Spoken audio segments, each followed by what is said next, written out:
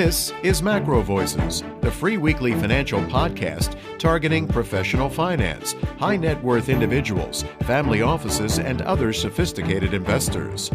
MacroVoices is all about the brightest minds in the world of finance and macroeconomics telling it like it is, bullish or bearish, no holds barred.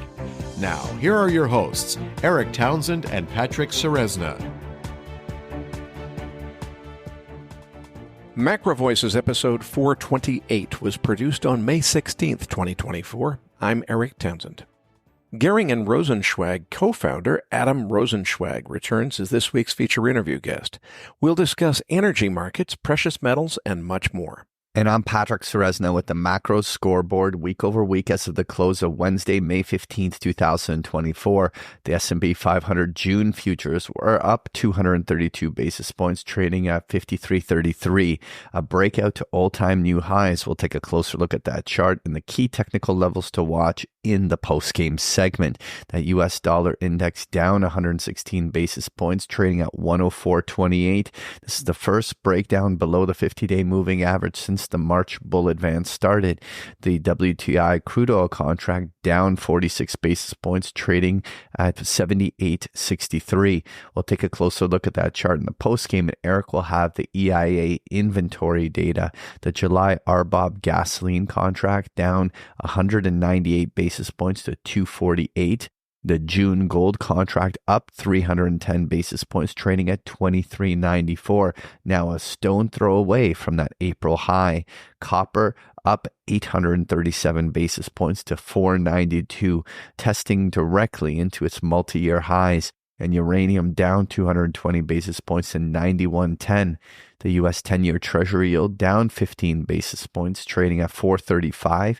Meaningful breakdown in yields in the post-inflation numbers. The key news to watch next week is the FOMC meeting minutes, the flash manufacturing and services PMIs, and the Treasury currency report. This week's feature interview guest is Gehring and Rozencwajg co-founder Adam Rozencwajg, a money manager who specializes in commodities and commodity-related equities. Eric's interview with Adam Rozencwajg is coming up as MacroVoices continues right here at macrovoices.com.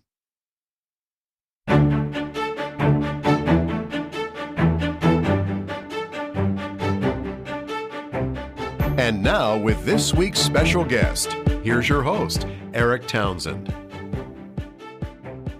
Joining me now is Gehring and Rozencwajg co-founder Adam Rozencwajg.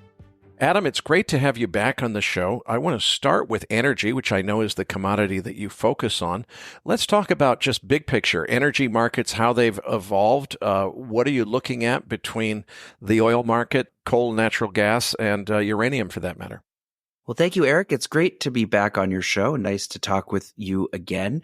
I think there's so many interesting things taking place in the energy market that it's almost difficult to choose where to begin. But I'll tell you, I think the area of the markets today that I think are the most certainly asymmetric and potentially most exciting for the rest of this year are the U.S. natural gas market. And, I suspect that a number of your listeners will probably lose their lunch when I say that. And that's usually a good sign if you want to be a good contrarian value investor like we try to be. But I do think that both the fundamentals, certainly the price level, which is as depressed as we've almost ever seen it in recent weeks. It's now performing a little bit better in the last couple months, or in the last couple of weeks rather. And then the outlook to the end of this year, this is a market where we think that the upside potential could be easily 3 to 4-fold with fairly limited risk of downside, at least on any kind of a long-term basis going forward. So I think that's the most exciting market today from just its asymmetry perspective. And I think that that's where, if it's all right with you, I would like to start. Let's start with that, and I'm going to challenge you to really make the case for why you see those opportunities for maybe a 2 or 3-fold, because you and a lot of other smart people have been talking for years now about how natural gas really ought to catch a bid out of energy transition, because for so many very well articulated arguments that you've made and other people have made. But it really hasn't come true yet, has it? Well, no, it hasn't. And, I'm happy to admit where we get things wrong and where we get things early. And luckily or happily for me, although both can be frustrating, we do tend to get things early a little bit more often than we get them outright wrong. And I think that's really the case in the U.S. gas markets here. So just for a little bit of context, U.S. gas, after Russia invaded the Ukraine, moved up kind of into parity with global gas prices, somewhere around 8 to 10 to $12, the global prices, that is. And then has spent the last 2 years really giving it all back and then some. And it made a low of $1.50, made actually a double low or triple low here if I'm looking at my charts. February, March, and April of $1.48 was the all-time intraday low on that price, which is about just as cheap as you can ever find energy anywhere on planet Earth. To put that in oil equivalencies, the old rule of thumb on an energy equivalent basis, multiply it by 6. So you have, $7 oil equivalent, right? And on a global basis, you're still flirting with the $10 range. So there you're talking about, a $60 to $80 oil price equivalent. So that's more in line with other energy prices, coal and oil. But here in the United States, it's massively, massively, massively dislocated. And it has been for probably the better part of a decade. And I think that that's about to change. And now I did think that a year ago, and I thought it 18 months ago too. So what did we get wrong, and why do I feel so much more confident about it today? Well, the reason that we've seen gas break down to these new lows is because we've had 2 back-to-back really warm winters. And so the heating demand, a lot of natural gas gets used in the winter for heating in the United States. And a lot of that heating demand simply was not here. And because of that, we have more gas in inventories than we should have for this time of the year. And because of that, prices are low. And so that's real. I mean, that's in there. That's a depressing factor, but I think it's overdone. And the reason that I think it's overdone is when I look at what has quietly been happening behind the scenes for the last 18 months. And that is the U.S. shales have all but stopped growing. That's why the U.S. gas price has been so dislocated for the better part of 10 years. It's not because of demand. Demand is actually, with the exception of these 2 winters, been extremely strong. We've built all this new petrochemical processing.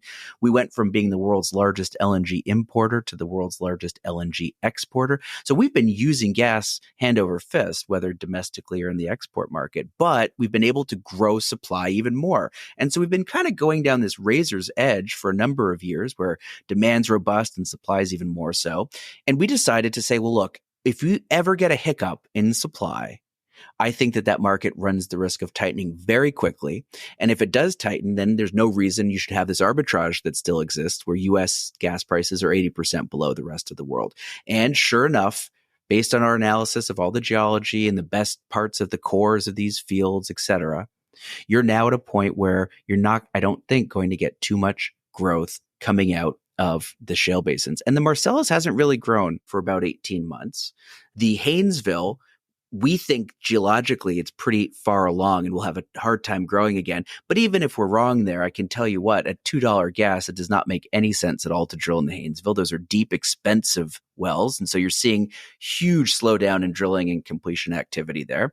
And the Permian Basin, which everyone says is, well, that's completely associated gas. It's an oil field that produces gas as a byproduct, and that can go forward at any price. Well, that's true, but the oil production from the Permian is now plateaued and rolling over as well. So I don't think you'll get, cuts both ways. Once the oil starts to go, you'll definitely not drill those fields for gas alone. So I think you'll see, and are seeing now, slowing supply across the major basins. I don't think it'll kind of hit a wall and go to zero tomorrow, but you're not going to get the growth. And demand is very robust, absent the warm winter. And we're about to have all this new LNG come online at the end of the year. And for all the people I talk to in the midstreams and the pipelines and the LNG export terminals, I asked them all, are they worried about sourcing the gas to fill this infrastructure? And everyone says, oh, no, the gas will be there without any concern or any worry. And I don't think that's true. And this number is really big. And I want to get into that in a second and really kind of try to frame it for you why this demand that's coming at the end of this year is so dramatic.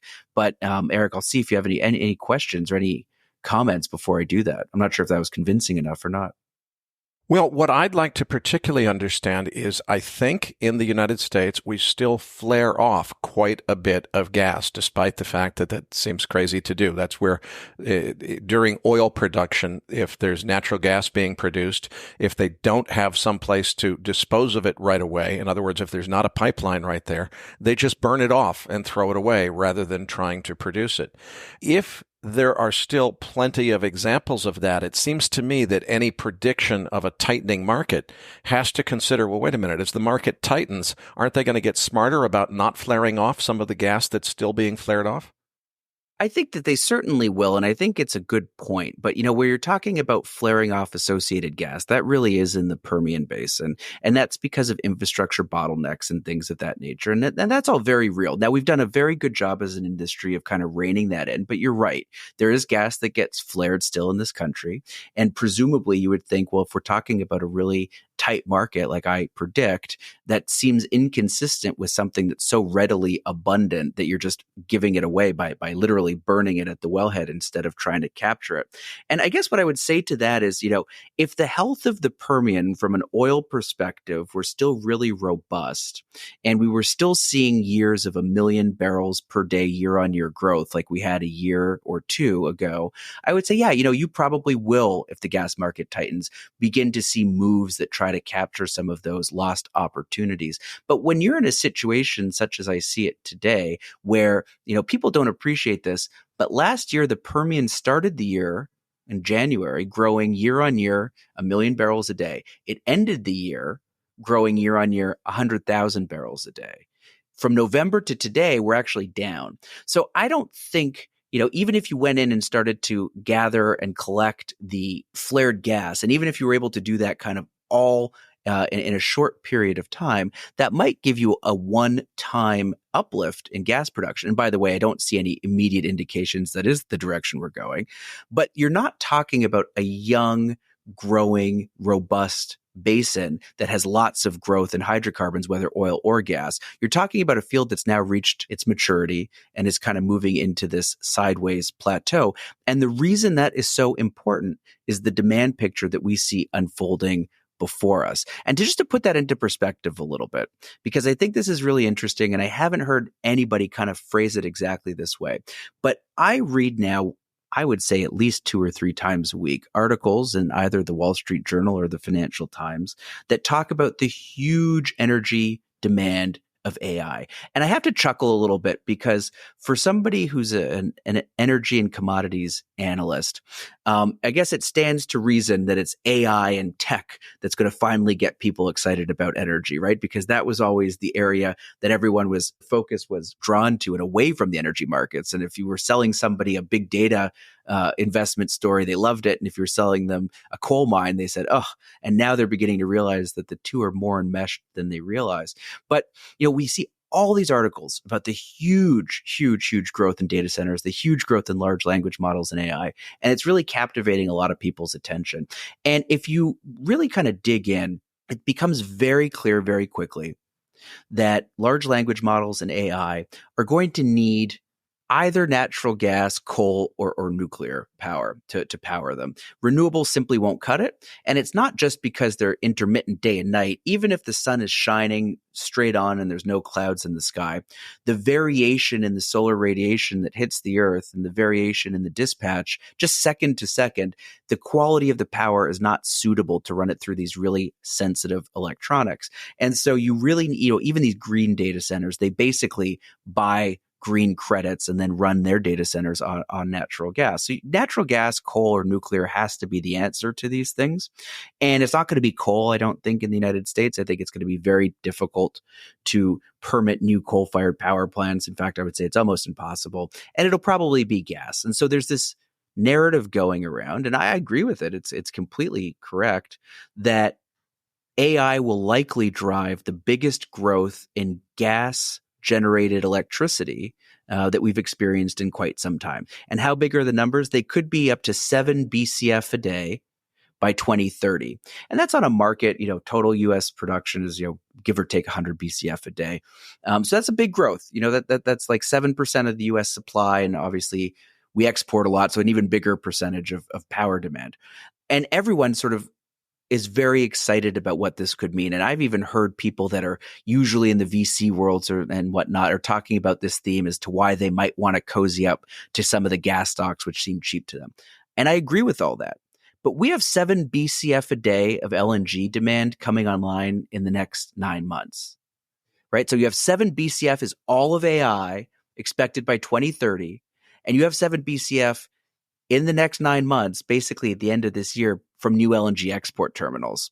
And that's the size of this huge wall of demand that's sitting out in front of us. And I haven't seen a single article being written about that. And that's where I think the real disconnect is that people just don't see this near-term catalyst in the form of all this new export demand. And a year ago, you could have said, well, maybe it'll be dead money through the winter. And that turned out to be certainly true, worse than dead money, in fact, as we had this really mild winter. But now I have a pretty clear line of sight to that demand. And supply is not growing. Price is super, super low. The stocks have actually hung in better than the gas price, which has been promising, but there's still huge value amongst these stocks. And so I think that looking out now for the next, year, 18 months, this is a really asymmetric trade. How much lower than $2 can gas prices go? It's pretty hard to see before you get some real pain. You're cutting into bone and you're still, 60 to 80% below global prices. Wow, Adam, there's so many directions I want to go with this because the data center and AI and nuclear demand stuff that you talked about is very much close to what I think about every day. But let's start just with this natural gas trade and try to take this one step at a time. And then I want to go from there to what some of your projections mean for the oil markets. So let's just look at natural gas. You've got the theory that there will be a huge amount of demand created by the opening of natural gas export terminals. There's expected to be plenty of international demand for American exported gas because, of course, gas costs more in other jurisdictions than it does in the United States. So all of those ingredients are there. Now, natural gas is a famously difficult investment to invest in the commodity directly because the contango is so steep in that market. I'm assuming that's the reason that you're favoring the equities, the natural gas production equities in the U.S. over the gas. Is that right? And if so, are there favorite companies? Is there a particular way of playing that sector? And where do you see the range of prices going from where it is today? So that's exactly right. Today, gas in the United States on a prompt basis is, $2.35. But if you look at gas even a year out, you're talking about gas that's closer to $4.50 or $5. So it is a very steeply contangoed market. And what people don't always appreciate is that the reason that you have a contango in a market or backwardation is a function of the spot price, the interest rate, and the cost of storage. And so a lot of people kind of think that the future curve is some great predictor. And it's not. It's as terrible a predictor as the spot prices for future prices. But what it does represent is it represents how full storage is. And right now, storage is pretty full. So you have a steep contango. If you want to say, I don't want delivery of my gas today, I want it 12 months from now, the person who takes the other side of that trade says, that's fine. I'll buy your gas today and I'll store it for you, but I'm going to give you, effectively charge you that storage cost.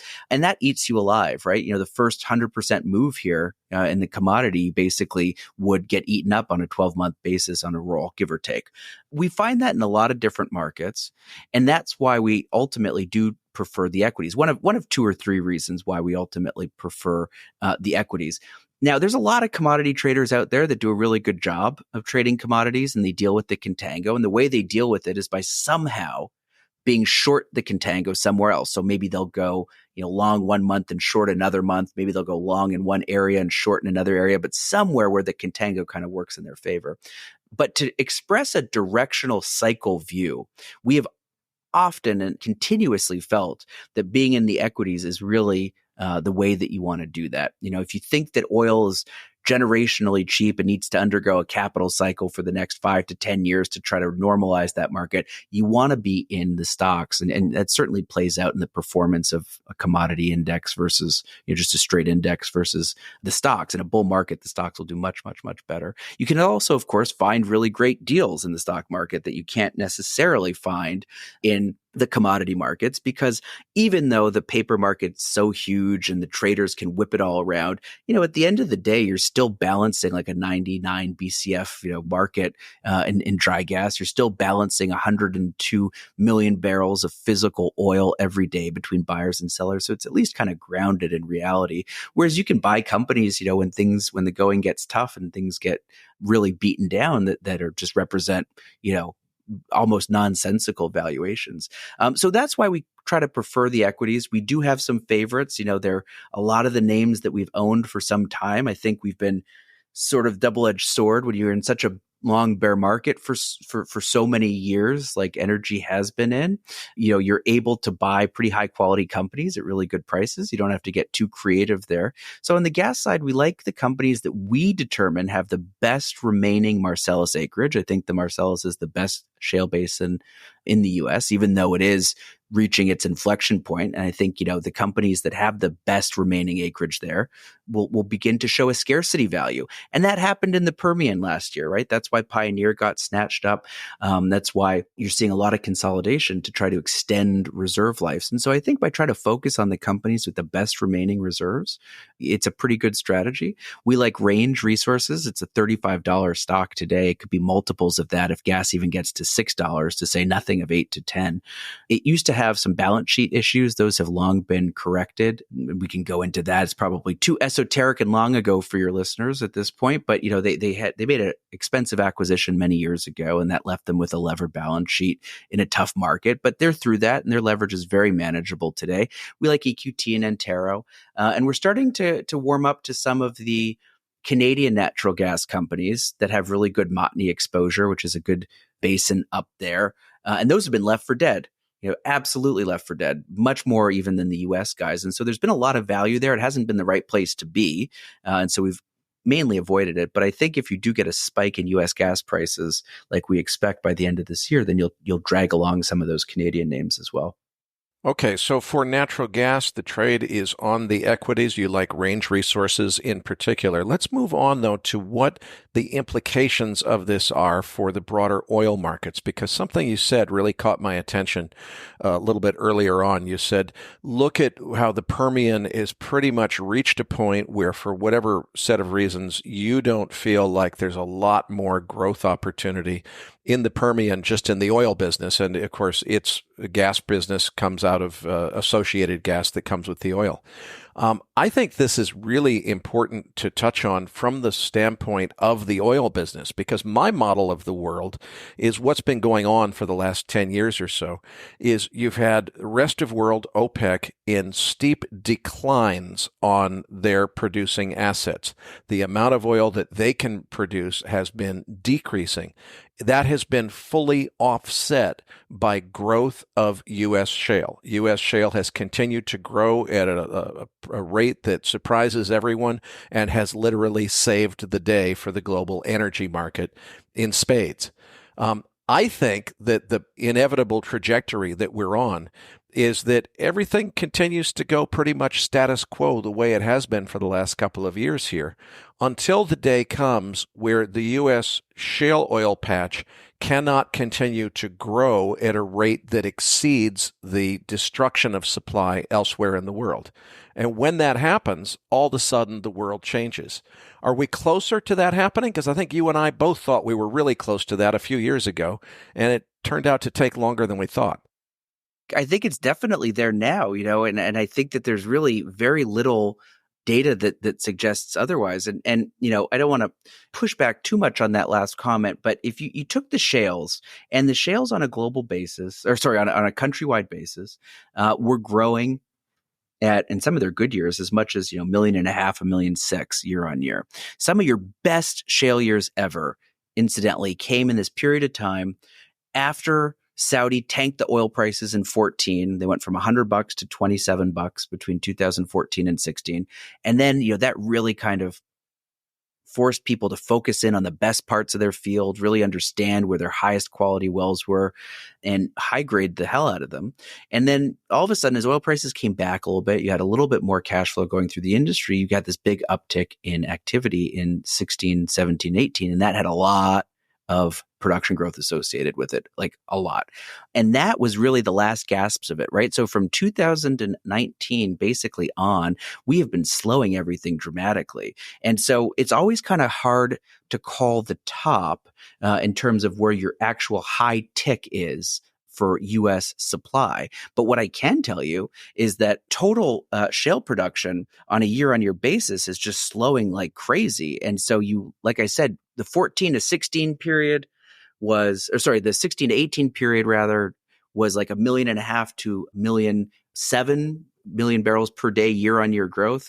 By the beginning of 2023, that had slowed by half down to 1 million barrels. And that was even a little bit of an anomalous high mark. And by the end of last year, it was down to 100,000 barrels a day. And now I think for the first time, and this is what's really scary, is that on a 4-month basis and a 5-month basis, you have seen zero growth. Production was higher in December than it will be in April and May when those numbers come out. And it is higher in December than it was in March and February as well. So it's a pretty scary world, and I think it's happening right now. So, we had originally called for the high watermark in U.S. production to have been a 2025 story, and we did that back in 2019. And now we've kind of dialed that back. I think it's going to happen. I think it probably already happened, I would suspect. I think in retrospect, the high in U.S. oil production is in. Maybe we get another month where it exceeds that by 50,000 barrels, but really, who cares? You have a global demand market that's growing over 1 million barrels a day still. Demand is extremely robust. And like you said, you're not getting growth really anywhere else in the world. So certainly U.S. growth plus rest of the world is not meeting demand growth right now. And as a result of that, inventories are kind of trending a little bit sideways. The data has been a little bit murky, and then I think we'll start to draw very, very, very quickly. And one other thing I'd like to say that I think is really important and kind of goes underappreciated, which I understand, it's a little bit in the weeds. In the middle part of last year, the U.S. government, the Energy Information Agency, which is the statistical arm of the Department of Energy, they changed how they report U.S. oil production. And I won't bore everyone with the details, but basically there had been this kind of error factor where they try to measure all these different things like refinery inputs and field level production and imports and exports and stock changes. And of course, they measure all these different things and the whole thing has to sum to zero, and it never does. And so you always have this adjustment factor. You always do. It's always been there. And to some extent, it can't be avoided, but it started to grow. And it started to exhibit a persistent trend. So it wasn't random noise centered around zero. It all of a sudden was very material and moving in one direction. And so the government had to go back and say, look, this is obviously something that's happening. This is signal. It's not noise. Let's try to figure it out and quantify it.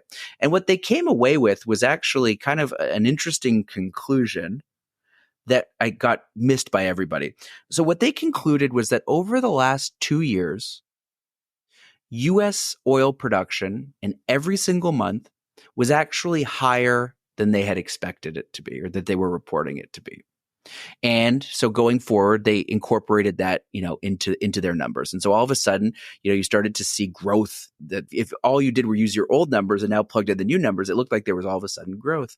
But actually, if you kind of recast the entire data set, what you very quickly noticed was that while every month was higher than we had originally expected it was, or thought it was, the trajectory was much, much flatter. So whereas 18 months ago, 2 years ago, production was probably 400,000 barrels a day more than originally reported, the big takeaway to me was that in the last 18 months, total production was basically flat. It really boosted those earlier months and didn't do much for the nearer term months. And the takeaway that I think most people took was just the kind of gross revision. And so this huge narrative formed in the third and fourth quarter last year that U.S. oil supply surprises to the upside yet again. And they pulled another rabbit out of their hat. And that just wasn't true. Production did not surge last year at all. In fact, how could it when your biggest growth driver started the year growing 1 million barrels a day and ended the year growing 100,000. And so I think that that's going to be the real big shock. We're living on borrowed time here, and the market is very quickly changing, but no one appreciates that change at all. Let's talk a little bit about who appreciates these changes and who needs to. I want to come back to what you said about AI and data center demand, because I think this is going to play a really important role in this ongoing story of world energy development. And the reason I say that is if you look at where there's a response function of supply creation, okay, first of all, we've had a shale revolution. So we learned how to do the combination of hydraulic fracturing and horizontal drilling and apply those technologies effectively in order to make shale oil. Everybody knows about that one. It's been figured out. That's already priced in. That's behind us now. We know about shale. What's the next thing? Well, of course, there are some next things coming that the industry will go to as prices go up, as demand increases and we can't meet that demand. We'll do more deep water offshore, for example, a more expensive technology to produce more oil. But it's not going to produce that much more oil. There is no place where anybody's got an ace in the hole that says, well, if we did this thing next, similar to the shale revolution, if we did this other thing of diagonal drilling instead of horizontal drilling, that would change everything, and all of a sudden we'd be producing zillions more barrels. There is no thing like that that's on the horizon. So when I think about the reaction function of who's going to actually build more of something, build more shale oil wells, that's kind of being played out. We're going to run out of capacity to build more shale oil wells. Who's going to actually respond to a changing energy infrastructure, take smart ideas and actually put resource to work doing something new and different to make a different mousetrap? Well, that's going to require technology engineering. It's going to require people who are responsive to a technology message and people who innovate a technology message. It sounds to me like there's a match made in heaven for the AI people that have a huge amount of money to spend and not enough energy, and people who are innovating the best technological solutions to get together and say, hey, AI guys, you should be funding us to build the next whatever it is. And I think the next whatever it is advanced nuclear reactors to supplement the energy that we get from nat gas and from other things. But I suppose another way to spin that would be say, no, the trade here is to go to the AI data center crowd and say, look, nuclear costs too much and takes too long to build. What you guys should be doing is taking advantage of these gas prices, locking those in contracts, and building your own natural gas supplied power stations in order to supply your next data center. Do you see a trend like that? How do you think this plays out as the AI crowd starts to step up and maybe be the technological whiz kids who know how to take the available options and invest in the things that make sense to bring more energy supply online?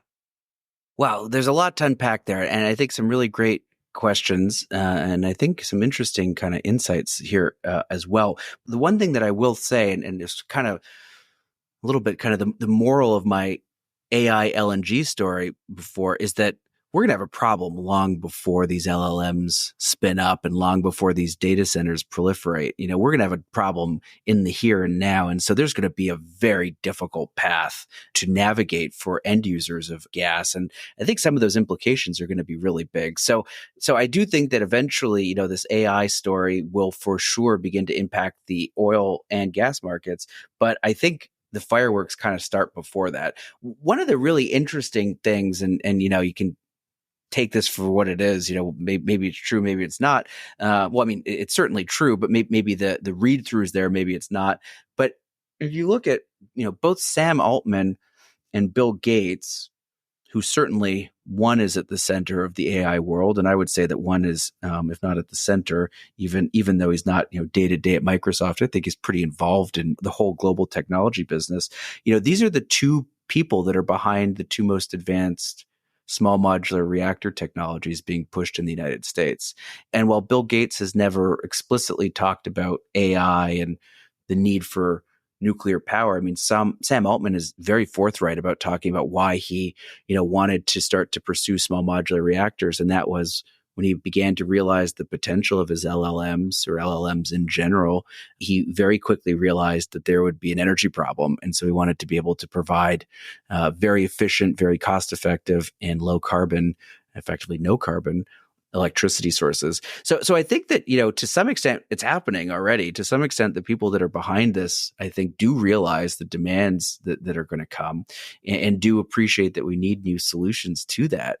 And so, I agree with you that over the next 10 years and beyond, we will transition more and more to nuclear power. It has two incredible features and benefits. The first is that it emits no carbon, and the second is that it is far and away the most energy efficient form of energy on planet Earth, which means if you look at oil and gas, for instance, let's take natural gas, and you spend 1 megajoule or 1 kilowatt hour of energy in the process of drilling a well, fracking a well, piping the gas, spinning a turbine and generating electricity, you'll emit 30 kilowatt hours of electricity for 1 kilowatt hour of input energy. When you're talking about nuclear, for 1 kilowatt hour of input energy to mine uranium, beneficiate it, create fuel rods, enrich it, create fuel rods, and generate electricity that way, you're talking about at least 100 to 1. So 1 unit in, 100 units out. And the new SMRs, because of how material efficient they'll be, will probably be close to 180 to 1, if not a little bit higher than that. So this is stuff that we as a society have never experienced on a widespread basis. I mean, we have obviously successfully used commercial nuclear power for the last 60 years, but this would be even a step beyond that. And the reason is that the technologies involved are just much different. So the amount of steel and cement and concrete just goes down really dramatically on some of these new technologies, and that makes a lot of energy savings. So we could unleash huge amounts of surplus energy. And I was talking with somebody that you have to indulge me and go back to your high school chemistry. Hydrocarbons are long molecules with, as you might imagine, hydrogen and carbon atoms. And when you combust them or burn them in presence of oxygen, what you get is they release energy when those bonds break, and then the carbon bonds with the oxygen to make CO2. And that's been the whole game. Whether you're talking about wood or peat or coal or gas or oil, it is all variations on that theme. And so the energy density and the efficiency, you're all in the same ballpark. It's almost like the efficient frontier in finance. You can't really, it's all a trade-off study. And with nuclear fission, you are transforming mass into energy using E equals mc squared. And it's just orders of magnitude different. It's not the same. It's not the same process. It's not a chemical process. In fact, it's the nuclear strong forces. And so what you get is just this unbelievable energy efficiency. And it's so clear that has to be how we kind of get around this false choice, which has been presented to us today, that you can either have clean power or you can have efficient power. That's not true. You can have both. And I think we're beginning to realize that. But, we need to get from here to there. It's not going to meet our demands in the next 10 years. There's just no way. These things take a long time to be both engineered, permitted, and built. And as well they should, they need to be safe. So I think that our energy needs in the next 10 years in particular are really, really, really challenged. And we're not going to go back to a pre-industrial age. We're not going to go back to, living in loincloths and caves. But the last couple of times in the last 100 years that we've underinvested in this industry to the extent we're doing now, and the last couple of times that we've seen the big growth driver in supply begin to slow, we've seen prices rise tenfold, at least, and stay that way. And so I think we'll get that this time as well. Well, it sounds like we're in agreement that we're headed toward a tenfold increase in energy prices that's going to cripple the global economy. And that's something that the entire oil and gas market will be subject to.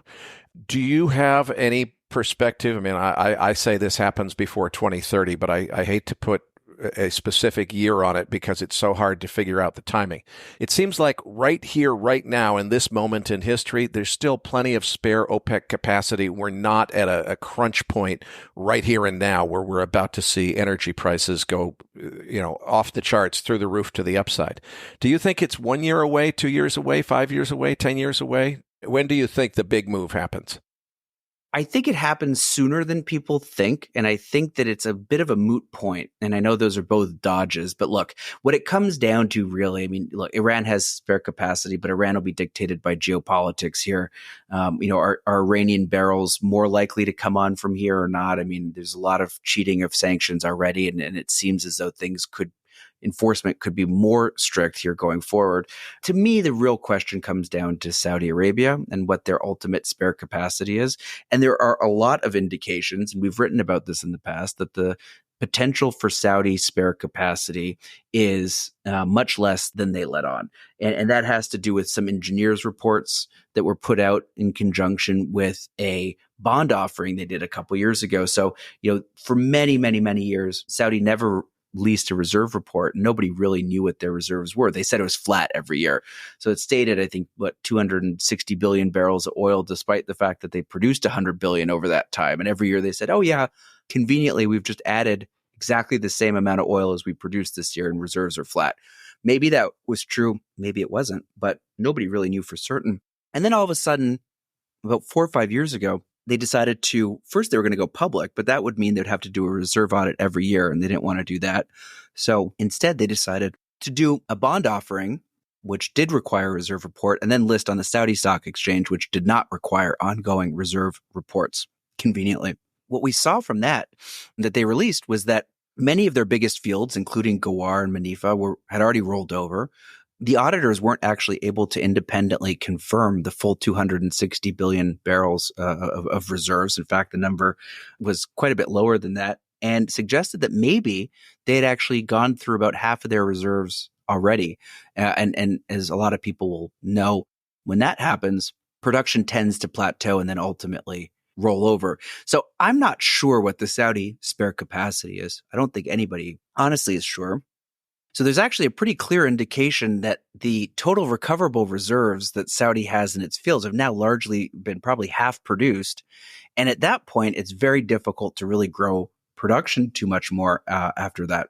It's all based on the works of King Hubbert and Hubbert's Peak. And just earlier this year, Saudi announced this major plan that was going to see much less investment. They were no longer going to go up to their 13.5 million barrels of sustained capacity anymore. And the spin there was really that, maybe the world doesn't need all that oil after all. But I think that was more a shot across the bow that potentially the geology of their reserves was beginning to get quite challenged. So I'm not so sure what the OPEC spare capacity number truly is. And to a certain extent, I don't think it really matters. And how could that be? Well, again, when you look back, the major driver of big price spikes hasn't necessarily been when OPEC spare capacity gets taxed, but rather when non-OPEC growth begins to slow, because it's at that point that OPEC gains pricing power and ultimately market share and ultimately pricing power. And that's when you get those big price spikes. And I think that that'll be the case again this time too. So even though you might have spare capacity, I think the major slowing of the U.S. shales is going to be what drives price higher. Adam, I could go on about energy for hours and hours, but I want to get some other commodities into this discussion, particularly precious metals, because something big is happening in gold. I don't think anybody has ever stated a credible, authoritative explanation for exactly why here and now we're seeing such a big rally. Do you have any perspective on what the original driver was for this breakout? Because it's hard to estimate where it's headed from here if you don't know, or at least have an opinion on what started it. I think the price action in gold has been nothing short of remarkable over the last couple of months. It really obviously broke above 2,000 first in October, November, and then definitively broke at the beginning of March. And here we are today, gold's at $2,300, give or take.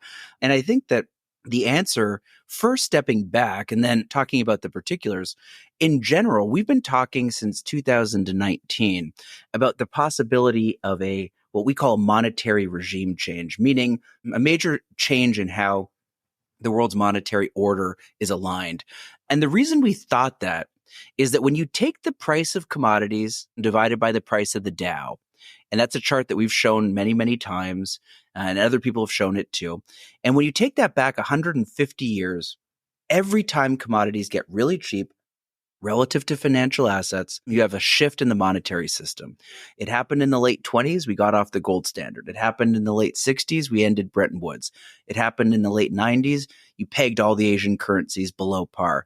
And then it happened again in 2019. And we said, look, I think that you're in the right zip code for monetary regime change. I don't know what form that takes. I don't know what it'll look like. People say, well, it's at the end of the US dollar. If I knew the answer to that, I would be a far richer man than I am. But what I can tell you is that there tends to be these imbalances that build up, and they tend to be resolved by subtle but significant shifts in how we think about the monetary system. And we've been on the lookout ever since for signs that we could see some change and some fraying there, because as I said, we're in the right neighborhood. We're in the right zip code. And so I think that when you see China now look to move away from the dollar and settle commodity trades in renminbi instead of dollars, when you look at the whole BRICS bloc come together, I think you need to be at least aware of history and at least appreciate that these are the types of moments where something like this could happen. It couldn't happen or have happened 15 or 20 years ago. You just didn't have the right conditions in terms of real asset prices relative to financial asset prices. And I think what really happens with that is that when real assets are so cheap relative to financial assets, that the inflation genie's kept in the bottle for just that much longer, and the central banks can run looser policy for longer than they ought to. And that's what creates the imbalance in the first place. And I think that's what we saw this time. And I think it's going to resolve itself with some type of a shift in the way we conduct global monetary systems. And so with that, I think gold plays a role, and we're starting to see that. I'm not talking about a new gold standard. I don't think we're going back to what we had pre-1971. But instead, I think we're probably going to see a system, and this is just complete rank speculation, but we're going to likely see a system, or we may see a system, where the renminbi is used to settle bilateral trade with countries like Brazil or countries like South Africa. And when you do that, you're going to have a huge accumulation of renminbi in these countries. And it's not quite the same as having US dollars, is it? Because if you own a big iron ore mine, you could take all those US dollars and convert them into British pounds and buy a beautiful home in Mayfair, and you could convert them into euros and go to the south of France and buy a nice villa.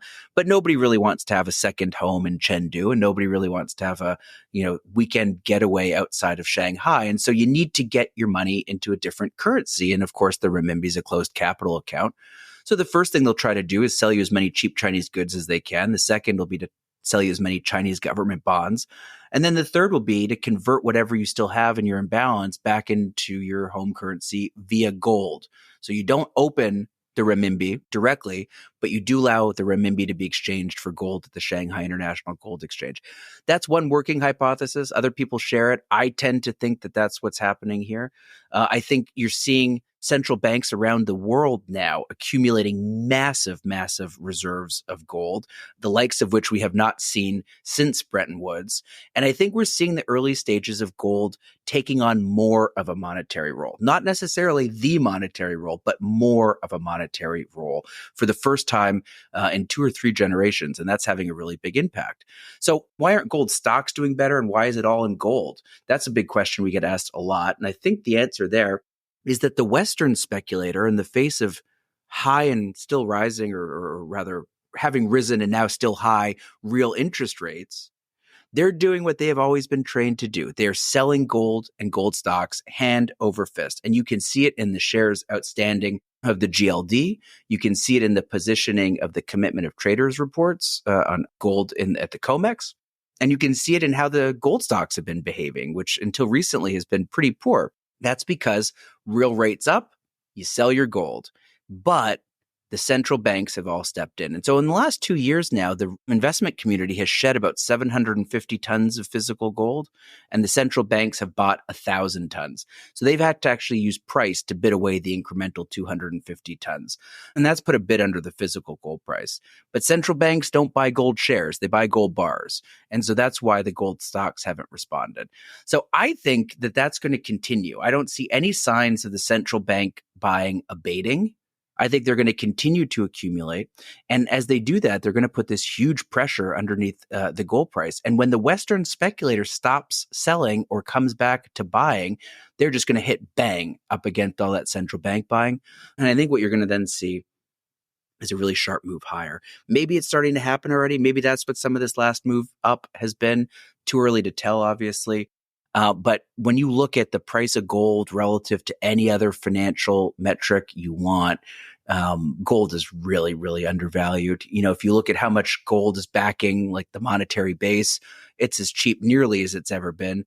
99, it got a little bit cheaper, but that was it. So I think you have a big bull market. You've never had a commodity cycle, which you're clearly in now, capital cycle led, supply side led. You've never had that without gold participation. The question has always been, when in that cycle does gold really do well? And it looks like it could be coming alive as we speak.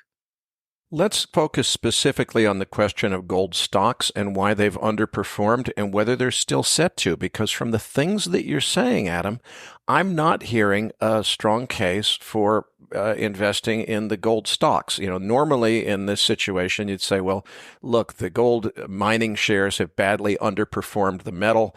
The metal has performed very well. It looks like the metal is continuing, to expect to be performing well. This is the time to pile into the mining shares because they're the underdog here.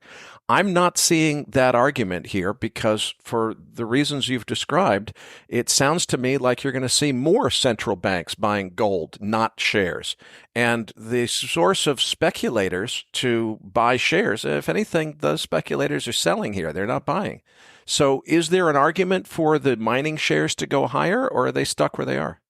Well, I got to tell you, as a contrarian, if you told me that the central banks are buying gold and they're going to put a bid under the gold price, the companies are trading at rock bottom valuations, and when the speculators and the Western investors sort of stop selling, which they seem to have now, things have kind of plateaued, and come back in to buy, these things are at generational lows in terms of relative to the gold price or relative to any other sector in the S&P, or just frankly on a multiple of net asset value or earnings.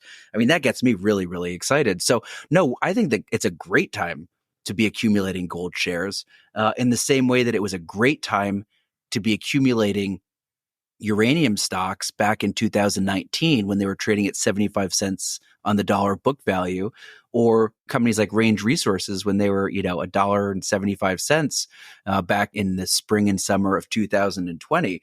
It might not seem that way when you're doing it. And indeed, if everything looked rosy, they probably wouldn't be so cheap. But I think now is the great time to do it because these companies have really good assets. They've withstood a terrible bear market since 2012. I think they caught a bid for a couple years in the middle, but they basically had a really tough decade. And the commodity that they're selling is going up and to the right. And I think that's going to continue. So no, I take a very different read on the same facts. I think that the only thing standing in your way today is the fact that the Western investor or speculator still hasn't come around to the changes that are taking place in the gold market. And I would buy every single gold stock you could from them as they sell them to you. So would you go as far as to say this is an opportunity to go long the gold shares and short the metal in order to really take advantage of that mispricing? That's tricky. That's not how we operate first and foremost. So I wouldn't want to recommend anything that we don't ourselves do. And that's never really been how we've operated. I think that in principle, strategies like that make a lot of sense on paper, but you can find yourself in some really tricky spots when you try to trade that arbitrage. And so back, for instance, and I'm sort of going back to an earlier part of my career, but back when we were at a long short hedge fund, that was always a question we got asked, well, if you can find these great areas, and the stocks might have operating leverage and you're good at finding assets, then why don't you go long the stocks and short the commodity to take out that risk? And that's a difficult game because ultimately I think gold's going higher and the gold shares are going higher. And for instance, you could have probably made the argument to do just that 6 months ago and you'd be hurting right now. And I think ironically, it kind of takes your staying power out of the game, even though it's meant to hedge you and increase your staying power. I think it risks stopping you out at the bottom. So I don't know that I would recommend that. Although, on paper, you could make a case for why that makes logical sense. Adam, I can't thank you enough for a terrific interview. We've only had time to get into energy and precious metals, as we have, I'm sure, a lot of listeners interested in other subjects you cover. I want to talk about your coverage, because it's a very different equation than almost all of our other guests. Usually when we get a really smart institutional guy like Jim Bianco on, let's face it, he's pitching his wares. If you want to sign up for Jim's letter, which is excellent, I can't recommend it highly enough, well, you got to pay an institutional price tag for that. You guys are doing institutional research too, but you're not actually selling your research. You're in the asset management business. You publish an investor letter, which really is like an institutional quality commodity research letter, but it doesn't cost anything. How do we get in on that deal? Well, I appreciate you saying all that. And just as a plug for Jim, I love Jim Bianco and his research, and I've come to know him personally over the last little while, and think he's a really stand-up guy as well. So I'm in good company there. Go to our website. Gehring and Rozencwajg is the name of the firm. Go Rosen is the website. Luckily, with AI being what it is, if you can spell Gehring and Rozencwajg even 50% correct, it will complete it for you. And it's been doing that for years, believe it or not. You don't need a large language model there. All of our research, all of our historical research, it's all on our website, completely free, and we welcome everybody to take a look. And as you mentioned, we do manage assets in the resources space, and we're available. We have a mutual fund and a fund for distribution outside the U.S. as well. So please, we have all of our information is on that website, and go have a look. And if you enjoy the type of investing and research that we do, we would encourage you to please get in touch with us. And all of that is at GoRozen, GOROZEN.com. Patrick Ceresna, Nick Galarnik, and I will be back as MacroVoices continues right here at MacroVoices.com.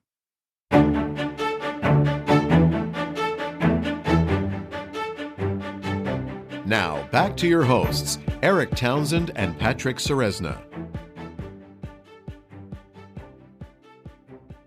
Eric, it was great to have Adam back on the show. Now joining us again here in the postgame segment is Nick Galarnik. Now let's get to that chart deck. Listeners, you're going to find a download link for the postgame chart deck in your Research Roundup email. If you don't have a Research Roundup email, it means you have not yet registered at MacroVoices.com. Just go to the homepage, MacroVoices.com, and click on the red button over Adam's picture saying, looking for the downloads. Now, Eric, let's cover crude oil starting with the EIA inventory data. EIA printed a drawdown of 2.5 million barrels, Cushing, Oklahoma drawing down 341,000 barrels, gasoline drawing down 235,000 barrels, distillates drawing down 45,000 barrels, for a net petroleum products drawdown of 2.7 million barrels. U.S. production held steady at 13.1 million barrels.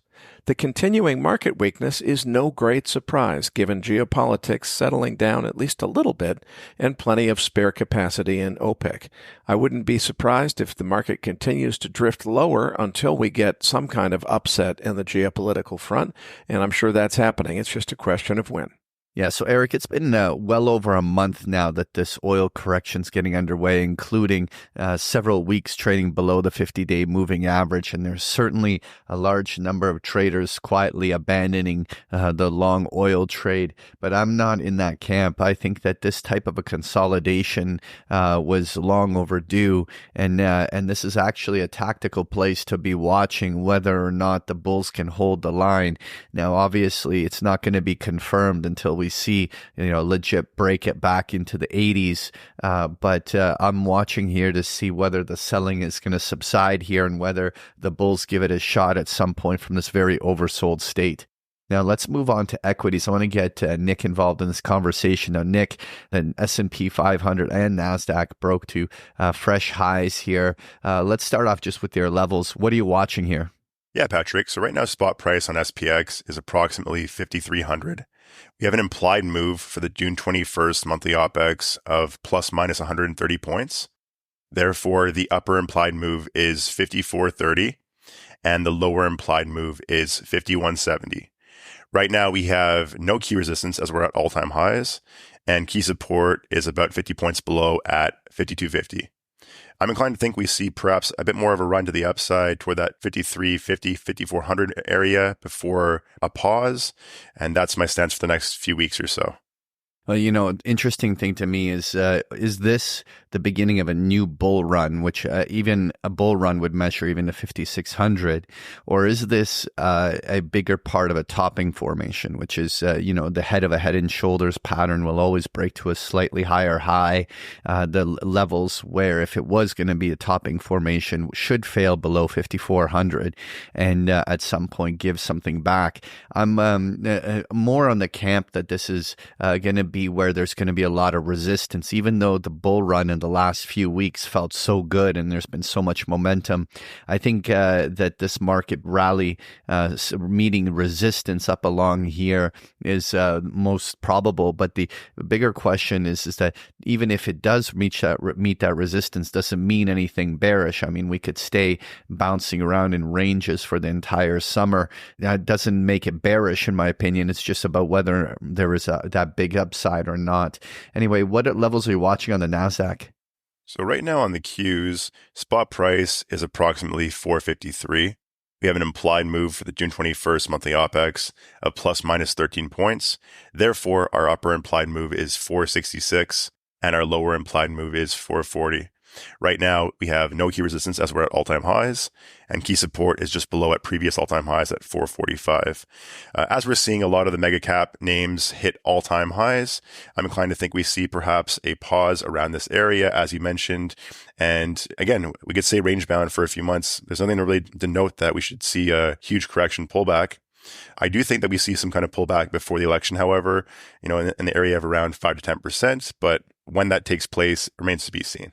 It's interesting when we go look at the VIX on page 6, one of the things that was driving this short-term impulse is a lot of those trend-following systems and or vol targeting funds were obviously unloading a little bit during the correction.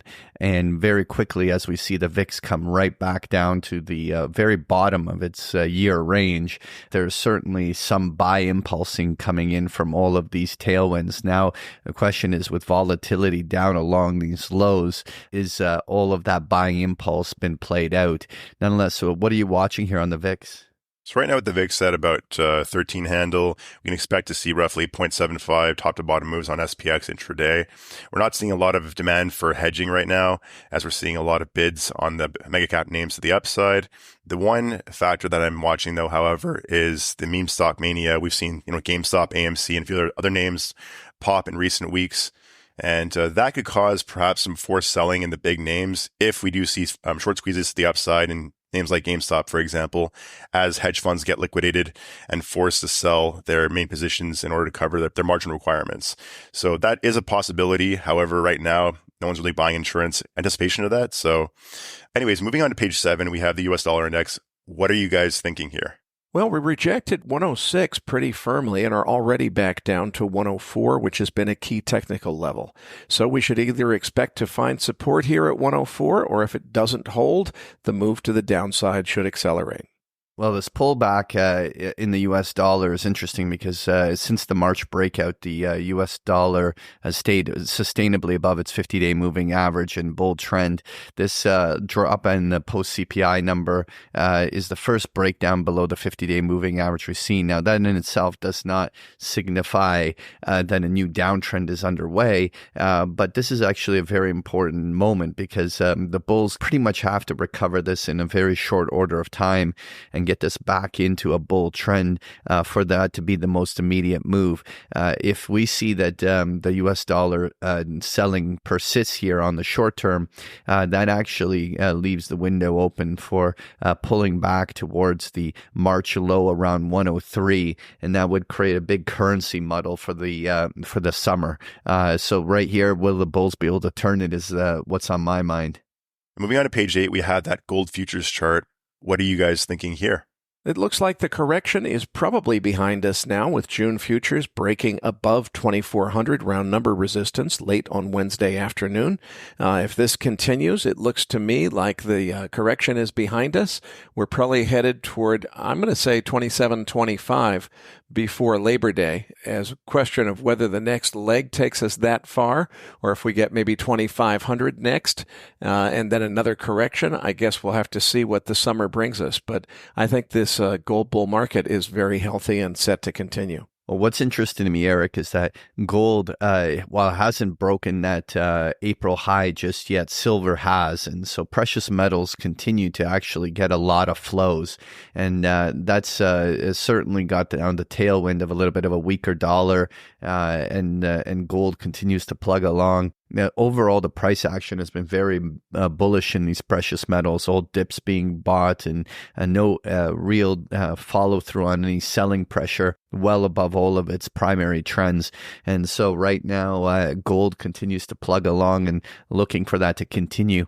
But what I wanted to also mention was on page 9, we have the copper chart, and copper has actually gone outright parabolic. I mean, we now are seeing accelerated moves to the upside. But what's interesting here is that we've now approached its multi-year highs, the 2021 and 22 highs, with this momentum. And typically you would see that at least initially, this is a place where some selling often will occur just to check the rise. But will the bulls and this momentum be able to cut through these previous highs like a hot knife through butter? If it is, that could really open up the move for an acceleration. My first inclination always is that the rally finds this resistance and gets checked here. But what a really important moment here in copper.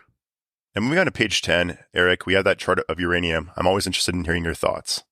President Biden signed the Russian enriched uranium import ban into law this week. It takes effect in 90 days' time. The sector had turned around and was marching higher in anticipation of this bill passing. But now that the ink is dry, it appears that we're having a little bit of buy the rumor, sell the news. It's all noise, though. In the bigger picture, we're in a structural uranium bull market, and it's set to continue higher. Yeah, well, interesting, Eric, that the spot price of uranium really never started to take off on the upside, while many uranium stocks and even the Sprott physical even temporarily traded at a premium to its net asset value as money started flowing in there, and it just hasn't been confirmed. I still generally feel that this is a very bullish chart, and a lot of price action continues to work in its favor. The big question is, when do spot prices of uranium really start to confirm this? Right now, it's while it's a bullish chart, there are a lot of other commodity spaces that are getting a lot more love right now. Be interesting to see whether uranium really joins the party here. Last thing I wanted to touch on, though, was page 11. I wanted to start keeping an eye on all the grains. In this case, I'm just going back to wheat. But whether it's wheat, corn, and even quietly the soybean, you're seeing that the grain markets are basing and slowly starting to turn. You're even seeing basing formations on a lot of those agricultural names that have been left for dead. And so it'll be really interesting to see whether or not we're seeing a bottoming formation forming on a lot of these grains moving forward. Folks, if you enjoy Patrick's chart decks, you can get them every single day of the week with a free trial of Big Picture Trading. The details are on the last pages of the slide deck, or just go to bigpicturetrading.com. Patrick, tell them what they can expect to find in this week's Research Roundup. Well, in this week's Research Roundup, you're going to find a transcript for today's interview, as well as the chart book we just discussed here in the postgame, including a number of articles that we found really interesting. So you're going to find this and so much more in this week's Research Roundup. Well, that does it for this week's episode. We appreciate all the feedback and support we get from our listeners and are always looking for suggestions on how we can make this program even better. For those of our listeners that write or blog about the markets and would like to share that content with our listeners, send us an email at researchroundup@macrovoices.com and we will consider it for our weekly distributions. If you have not already, follow our main Twitter account @MacroVoices for all the most recent updates and releases. You can also follow Eric on Twitter @Eric S. Townsend. That is Eric spelled with a K. And follow Patrick @Patrick Serezna. On behalf of Eric Townsend, Patrick Serezna, and myself, thanks for listening and see you all next week.